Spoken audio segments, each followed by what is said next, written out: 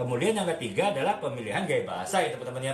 Gaya bahasa kan secara umum itu dibagi ada beberapa hal ya, ada gaya bahasa formal, gaya bahasa informal, gaya bahasa naratif, gaya bahasa deskriptif, ataupun juga gaya bahasa dialog. Kalau gaya bahasa formal teman-teman tahu ya, gaya bahasa resmi, gaya pejabat pidato, pejabat debat ataupun apapun itu kan biasanya bahasa formal ya, ataupun buku-buku non fiksi juga umumnya menggunakan bahasa formal gitu. Nah, atau bahasa informal ya, bahasa informal ya novel itu biasanya menggunakan bahasa informal. Kemudian juga cerpen ataupun puisi juga menggunakan bahasa informal. Kemudian gaya bahasa naratif itu gaya bahasa bercerita ya, gaya bahasa bertutur itu misalnya sebuah buku biografi itu kan kebanyakan bertutur ya, bercerita ya, kebanyakan menggunakan gaya bahasa naratif gitu.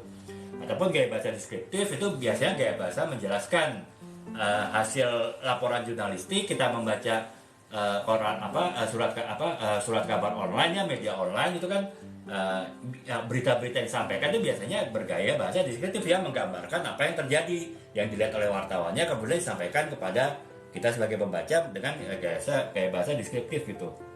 Atau ya gaya bahasa dialog ya. Kalau gaya bahasa dialog ya yang ekstrimnya ya skenario film ya, ataupun skenario teater itu kan banyak percakapannya ya.